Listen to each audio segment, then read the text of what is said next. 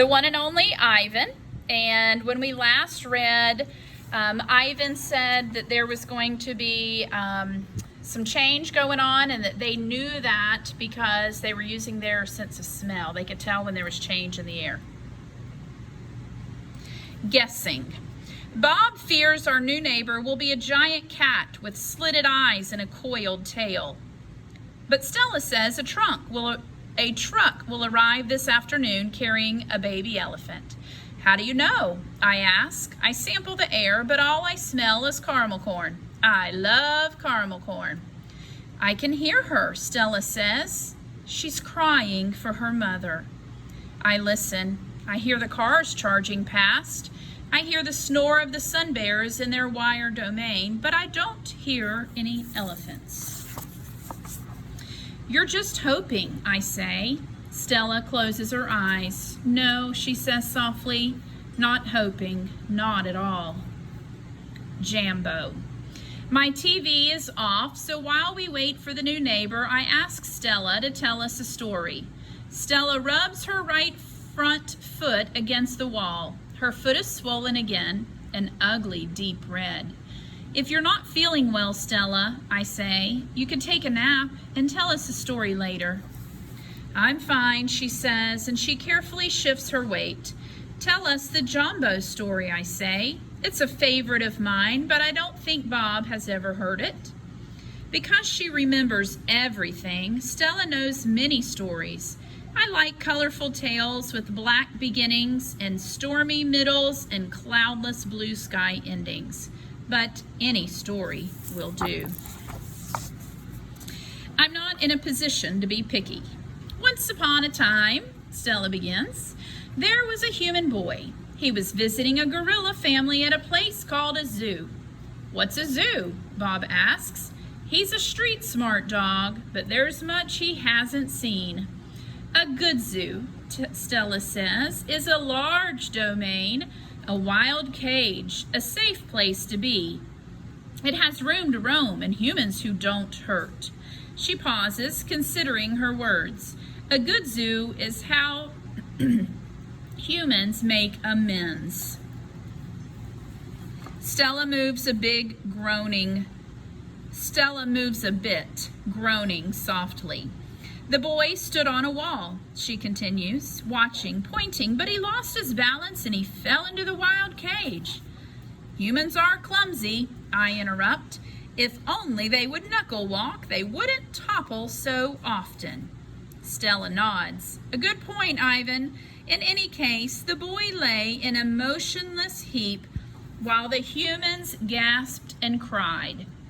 The silverback, whose name was Jambo, examined the boy, as was his duty, while his troop watched from a safe distance. Jambo stroked the child gently. He smelled the boy's pain, and then he stood watch. When the boy awoke, his humans cried out, "Stay still, don't move," because they were certain, humans are always certain about things, that Jambo would crush the boy's life from him. The boy moaned. The crowd waited, hushed, expecting the worst. Jambo led his troop away. Men came down on ropes and whisked the child to waiting arms. Was the boy all right? Bob asks. He wasn't hurt, Stella says, although I wouldn't be surprised if his parents hugged him many times that night in between their scoldings. Bob, who's been chewing his tail, pauses, tilting his head. Is that a true story? I always tell the truth, Stella replies, although I sometimes confuse the facts. Lucky. I've heard the Jambo story many times. Stella says that humans found it odd that the huge silverback didn't kill the boy. Why, I wonder, was that so surprising? The boy was young, scared, alone. He was, after all, just another great ape. Bob nudges me with his cold nose. Ivan, he says, why aren't you and Stella in a zoo? I look at Stella. She looks at me. She smiles sadly with her eyes, just a little, the way only elephants can do. Just lucky, I guess. she says. Arrival. The new neighbor arrives after the 4 o'clock show. When the truck comes lumbering toward the parking lot, Bob scampers over to inform us. Bob always knows what's happening. He's a useful friend to have, especially when you can't leave your domain. With a groan, Mac lifts the sliding metal door near the food court, the place where deliveries are made. A big white truck is backing up to the door, belching smoke. When the driver opens the truck, I know that Stella is right. A baby elephant is inside. I see her trunk poking out from the blackness. I'm glad for Stella, but when I glance at her, I see she is not glad at all. Stand back, everyone, Mac yells. We've got a new arrival. This is Ruby, folks. 600 pounds of fun to save our sorry butts. This gal is gonna sell us some tickets. Mac and 2 men climb into the black cave of the truck. We hear noise, scuffling, a word Mac uses when he's angry. Ruby makes a noise too, like one of the little trumpets they sell at the gift store. Move, Mac says, but still there is no Ruby. Move, he says again. We haven't got all day. Inside her domain, Stella paces as much as she's able. 2 steps one way, 2 steps the other. She slaps her trunk against rusty metal bars. She grumbles. Stella, I ask, did you hear the baby? Stella mutters something under her breath, a word she uses when she's angry. Relax, Stella, I say. It will be okay. Ivan, Stella says, it will never, ever be okay. And I know enough to stop talking. Stella helps. The men are still yelling. Some of the yelling is at each other, but most of it is at Ruby. We hear scrambling, pounding, shifting. The side of the truck shudders. I'm starting to like this elephant, Bob whispers.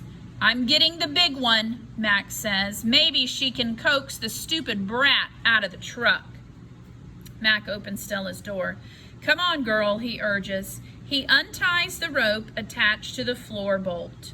Stella pushes past Mac, nearly knocking him over. She rushes as best she can, limping heavily toward the open back door of the truck. She catches her swollen foot on the edge of the ramp and winces. Blood trickles down. Halfway up the ramp, she pauses. The noise in the truck stops. Ruby falls silent. Slowly, Stella makes her way up the rest of the ramp. It groans under her weight, and I can tell how much she is hurting by the awkward way she moves. At the top of the incline, she stops. She pokes her trunk into the emptiness. We wait. The tiny gray trunk appears again. Shyly, it reaches out, tasting the air. Stella curls her own trunk around the baby's. They make soft, rumbling sounds. I hope you're picturing that in your mind. We wait some more. A hush falls over the entire Big Top Mall. Thud, thud. Step, step, pause. Step, step, pause. And there she is. So small, she can fit underneath Stella with room to spare. Her skin sags, and she sways unsteadily as she makes her way down the ramp. Not the greatest specimen, Max says, but I got her cheap from this bankrupt circus out west. They had her shipped over from Africa, only had her a month before they went bust. He gestures toward Ruby. Thing is, people love babies. Baby elephants, baby gorillas, heck, give me a baby alligator and I can make a killing. Stella ushers Ruby toward her domain. Mac and the 2 men follow. At Stella's door, Ruby hesitates. Mac gives Ruby a shove, but she doesn't budge. Doggone it, get a clue, Ruby, he mutters, but Ruby isn't moving, and neither is Stella. Mac grabs a broom. He raises it. Instantly, Stella steps in front of Ruby to shield her. Get in the cage, both of you, Mac shouts. Stella stares at Mac, considering. Gently, but firmly, using her trunk, she nudges Ruby into her domain. Only then does Stella enter. Max slams the door shut with a clang. I see 2 trunks entwined. I hear Stella whispering. Poor kid, says Bob. Welcome to the Exit 8 Big Top Mall and Video Arcade, home of the one and only Ivan. The next part is called Old News.